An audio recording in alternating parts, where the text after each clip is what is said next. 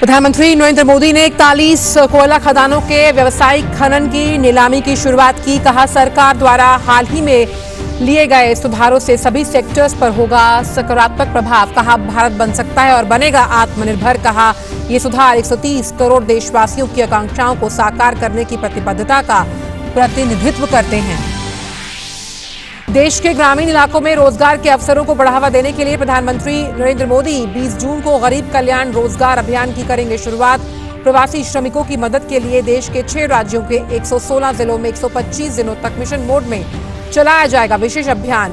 अभियान के तहत 50,000 करोड़ रुपए तक के लोक निर्माण के कार्य होंगे।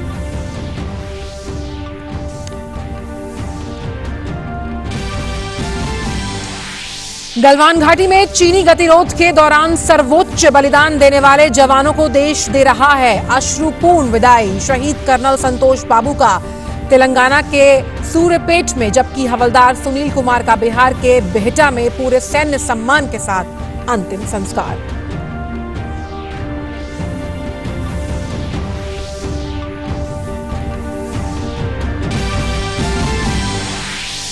सीमा विवाद पर भारत और चीन के बीच मेजर जनरल स्तर की वार्ता जारी। गलवान घाटी पर चीन के दावे को भारत ने किया खारिज। विदेश मंत्रालय ने कहा, चीन द्वारा अतिरंजित और अपुष्ट दावे करना आपसी सहमति के विपरीत। कहा, गलवान घाटी भारत का हिस्सा। प्रधानमंत्री नरेंद्र मोदी ने शुक्रवार को भारत चीन मुद्दे पर बुलाई सर्वदलीय बैठक। कोरोना संक्रमण से भारत में मौत का आंकड़ा 12,000 के पार होने के बाद भी संक्रमण से ठीक होने वाले लोगों की संख्या में लगातार बढ़ोतरी। 1,60,384 सक्रिय मामलों के साथ ठीक होने वाले लोगों की संख्या 1,94,000 के पार पहुंची। भारत में कोरोना से ठीक होने की दर 53%। दुनिया भर में कोरोना से 4,48,000 से अधिक मौत के बीच कोरोना के वैश्विक मामलों की संख्या 43,49,000 के पार। और 2 साल की अवधि के लिए भारत संयुक्त राष्ट्र सुरक्षा परिषद का अस्थायी सदस्य निर्वाचित। 192 वैध मतों में भारत को 184 वोट मिले। प्रधानमंत्री नरेंद्र मोदी ने सदस्यता के लिए समर्थन देने के लिए वैश्विक समुदाय का जताया आभार। कहा, भारत सभी सदस्यों के साथ मिलकर वैश्विक शांति, सुरक्षा और समानता के लिए करेगा काम। आइए रुक करते हैं बुलेटिन का और शुरुआत करते हैं खबरों से। प्रधानमंत्री नरेंद्र मोदी ने 41 कोयला खदानों के व्यावसायिक खनन की नीलामी की शुरुआत करते हुए कहा कि सरकार द्वारा हाल ही में किए गए सुधारों से सभी सेक्टरों पर उसका सकारात्मक प्रभाव पड़ेगा।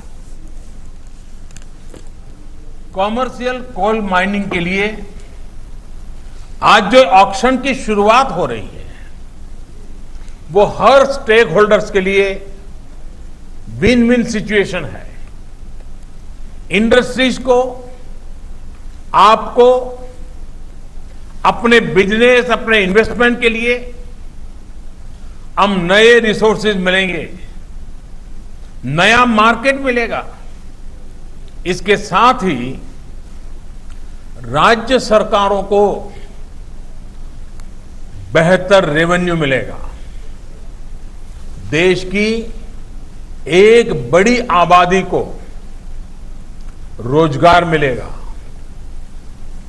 एक प्रकार से गरीबों की सेवा का काम कोयले से भी हो सकता है, इसका विश्वास पैदा होगा। यानी हर सेक्टर पर एक पॉजिटिव असर देखने को मिलेगा।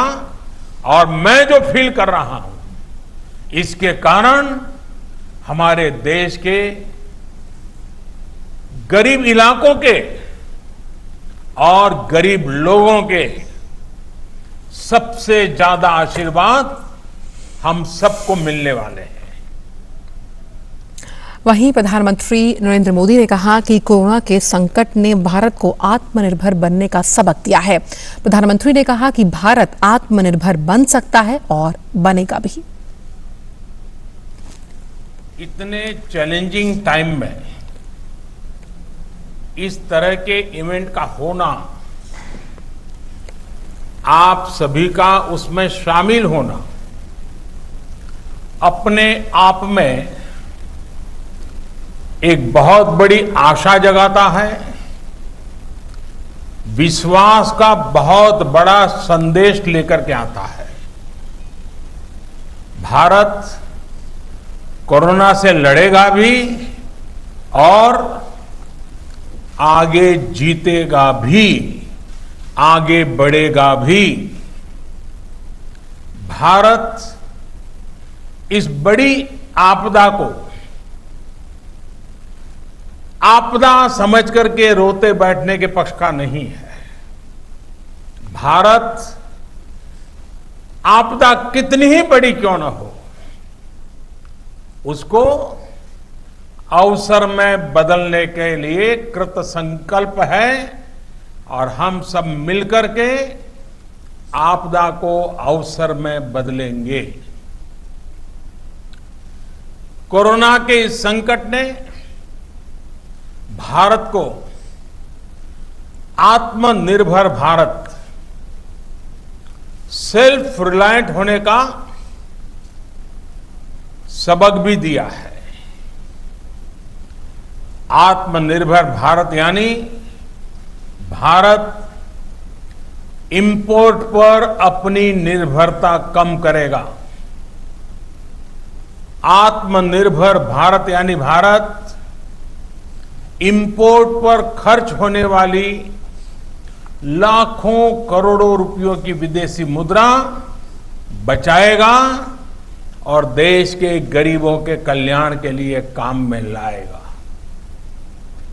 आत्मनिर्भर भारत यानी भारत को इंपोर्ट न करना पड़े, इसके लिए वो अपने ही देश में साधन और संसाधन विकसित करने की दिशा में लगातार प्रयास करेगा, आगे बढ़ेगा।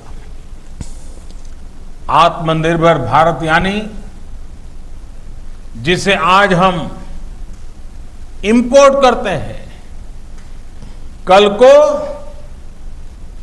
और ये बात मैं बहुत जिम्मेवारी के साथ आप सबके पर भरोसा होने के लिए कह रहा हूं, ये आप पर मेरा जो भरोसा है उसके लिए मैं कह रहा हूं कि आज हम जो इंपोर्ट करते हैं, कल को उसी के सबसे बड़े एक्सपोर्टर बनेंगे। और वहीं प्रधानमंत्री नरेंद्र मोदी ने कहा कि सरकार द्वारा किए जा रहे सुधार 130 करोड़ देशवासियों की आकांक्षाओं को साकार करने की जो प्रतिबद्धता है उसका प्रतिनिधित्व करते हैं। आज का ये इवेंट इसी सोच को साकार करने की दिशा में एक महत्वपूर्ण इनिशिएटिव है, एक मजबूत कदम है। आज एनर्जी सेक्टर में भारत को आत्मनिर्भर बनाने के लिए, सेल्फ रिलायंट बनाने के लिए एक बहुत बड़ा कदम उठाया जा रहा है। ये कार्यक्रम सिर्फ कोल माइनिंग से जुड़े एक सेक्टर से जुड़े रिफॉर्म्स को जमीन पर उतारने का ही है, ऐसा नहीं है, बल्कि ये 130 करोड़ एस्पिरेशंस को रियलाइज करने का कमिटमेंट है। ये हमारे युवा साथियों के लिए रोजगार के लाखों अवसर तैयार करने की शुरुआत है। साथियों, सेल्फ रिलायंस के संकल्प को सिद्ध करने के लिए जब पिछले महीने आत्मनिर्भर भारत अभियान की घोषणा हुई थी तो कई लोगों को लगता था कि एक प्रकार से एक सामान्य सरकारी प्रक्रिया है,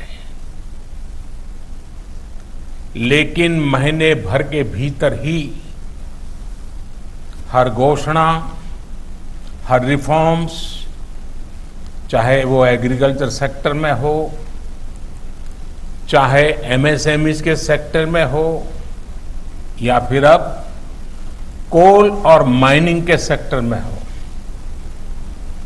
हर क्षेत्र में एक साथ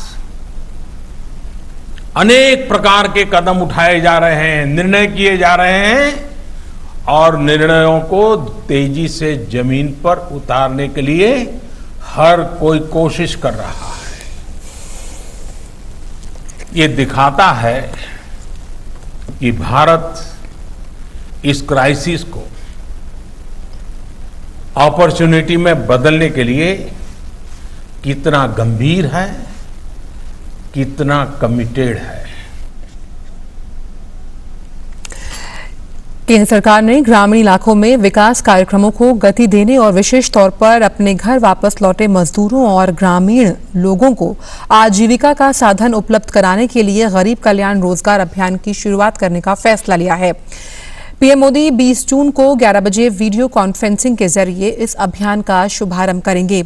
इस मौके पर बिहार के सीएम और डिप्टी सीएम मौजूद रहेंगे। ये अभियान बिहार के खगड़िया जिले के बेलदौर ब्लॉक के तेलिहार गांव से शुरू किया जाएगा। इसके बाद 5 अन्य राज्यों के सीएम और संबंधित मंत्रालयों के मंत्री भी इस वर्चुअल लॉन्च में हिस्सा लेंगे। इस अभियान के तहत 6 राज्यों के 116 जिलों से लोग कॉमन सर्विस सेंटर और कृषि विज्ञान केंद्र के जरिए शामिल होंगे। इसमें कोविड-19 के मद्देनजर सभी एहतियात बरते जाएंगे। यह अभियान 125 दिनों तक मिशन मोड में चलाया जाएगा, जिसके तहत 50,000 करोड़ रुपए से 25 तरह के विकास कार्यों के जरिए घर वापस लौटे मजदूरों को रोजगार मुहैया करवाया जाएगा। साथ ही ग्रामीण बुनियादी ढांचे का विकास भी हो सकेगा। 6 राज्यों बिहार, उत्तर प्रदेश, मध्य प्रदेश, राजस्थान, झारखंड और ओडिशा को इसके तहत चुना गया है। इन राज्यों के 27 आकांक्षी जिले भी इसमें शामिल हैं। वहीं पूर्वी लद्दाख की गलवान घाटी में सोमवार रात भारत और चीन की सेनाओं के दरमियान हुई हिंसक झड़प के बाद शहीदों के बलिदान पर देश में गुस्सा है। बुधवार को राज्यों के साथ संवाद के दौरान पीएम मोदी ने चीन के साथ सीमा पर हुई झड़प पर बड़ा बयान दिया। पीएम ने देश को भरोसा दिया कि जवानों का बलिदान व्यर्थ नहीं जाएगा। पीएम ने यह भी कहा कि चाहे स्थिति कुछ भी हो, भारत पूरी मजबूती से देश की 1 इंच जमीन भी और देश के स्वाभिमान की रक्षा करेगा। साथ ही प्रधानमंत्री ने कड़े शब्दों में कहा कि भारत की अखंडता और संप्रभुता सर्वोच्च है और इसकी रक्षा से हमें कोई रोक नहीं सकता। इस बारे में किसी को संदेह नहीं होना चाहिए। भारत चीन सीमा पर हालात को लेकर चर्चा करने के लिए 19 जून को प्रधानमंत्री ने सर्वदलीय डिजिटल बैठक भी बुलाई है। मैं देश को भरोसा दिलाना चाहता हूं, हमारे जवानों का बलिदान व्यर्थ नहीं जाएगा। हमारे लिए भारत की अखंडता और संप्रभुता सर्वोच्च है और इसकी रक्षा करने से हमें कोई भी रोक नहीं सकता। इस बारे में किसी को भी जरा भी भ्रम या संदेह नहीं होना चाहिए। और पूर्वी लद्दाख में चीन के साथ हुई हिंसक झड़प के बाद सीमा पर तनाव कम करने की कोशिशें जारी हैं। बुधवार को विदेश मंत्री एस जयशंकर और चीन के विदेश मंत्री वांग यी के बीच टेलीफोन पर बातचीत हुई। विदेश मंत्री एस जयशंकर ने गलवान घाटी में हुई हिंसक झड़प पर कड़े शब्दों में भारत का विरोध दर्ज कराया। विदेश मंत्री ने कहा कि दोनों देशों के बीच तनाव घटाने के लिए लगातार बातचीत हो रही है। चीन एलएसी पर गलवान घाटी में हमारी सीमा के भीतर एक ढांचा खड़ा करना चाहता है। ये एक विवाद का विषय बना। इस पर चीनी पक्ष ने पूर्व नियोजित और योजनाबद्ध तरीके से कार्रवाई की, जिसके परिणाम स्वरूप हिंसा हुई और लोग हताहत हुए। ये यथास्थिति को नहीं बदलने के हमारे सभी समझौते के उल्लंघन को, जमीनी स्तर बदलने के इरादे को दिखाता है। साथ ही विदेश मंत्री ने रेखांकित किया कि हालिया घटनाओं का हमारे द्विपक्षीय संबंधों पर गंभीर प्रभाव पड़ेगा। उन्होंने कहा कि दोनों पक्षों को वास्तविक नियंत्रण रेखा का सख्ती से सम्मान करना चाहिए और इसके बदलने के लिए कोई एक तरफा कार्रवाई नहीं करनी चाहिए। चीन के विदेश मंत्री वांग यी ने हालिया घटनाक्रम पर चीन की स्थिति से अवगत कराया। दोनों विदेश मंत्रियों के बीच चर्चा के बाद पूरी स्थिति को जिम्मेदार तरीके से संभालने पर सहमति बनी और दोनों पक्षों के बीच 6 जून को सेना वापसी पर हुए समझौते को ईमानदारी से लागू करने पर सहमति बनी। साथ ही दोनों पक्ष मामले को बढ़ाने के लिए कोई कदम नहीं उठाएंगे। इसके बजाय द्विपक्षीय समझौतों और प्रोटोकॉल के तहत शांति और स्थिरता सुनिश्चित की जाएगी। वहीं एलएसी पर चल रहे तनाव के बीच भारत ने एक बार फिर से स्पष्ट कर दिया कि गलवान घाटी भारत का हिस्सा है। इससे पहले चीनी पक्ष ने दावा किया था कि गलवान घाटी की संप्रभुता चीन से संबंधित है। विदेश मंत्रालय ने एक बयान में कहा कि चीन का यह दावा 6 जून को सैन्य कमांडरों की बैठक के दौरान दोनों पक्षों की ओर से बनी समझ के विपरीत है। विदेश मंत्रालय के बयान में विदेश मंत्री एस जयशंकर और चीनी विदेश मंत्री वांग यी के बीच बुधवार को हुई टेलीफोन वार्ता का भी जिक्र है, जिसमें दोनों देशों ने पूरी स्थिति को एक जिम्मेदार तरीके से संभाले जाने और 6 जून को वरिष्ठ कमांडरों के बीच बनी सहमति को ईमानदारी से लागू करने पर सहमति जताई।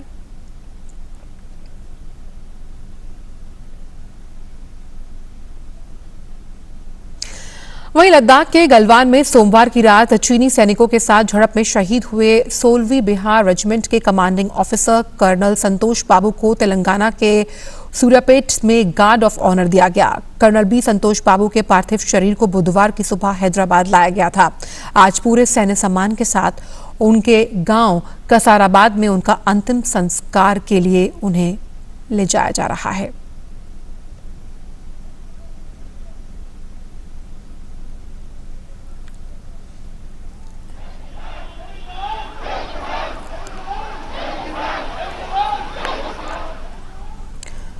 और वहीं सीमा पर चीनी सैनिकों के साथ झड़प में बिहार के छपरा के सपूत सुनील कुमार शहीद हो गए। शहादत के बाद आज शहीद सुनील की पार्थिव देह का उनके गांव में पूरे सम्मान के साथ अंतिम संस्कार किया गया।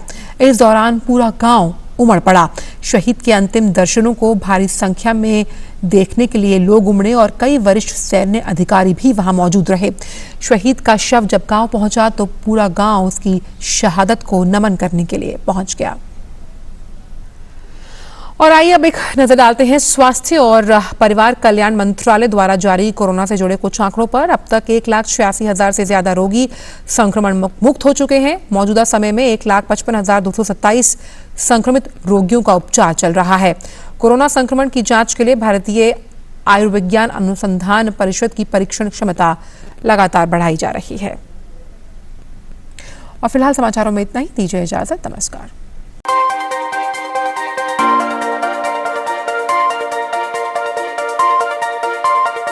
Audio Jungle.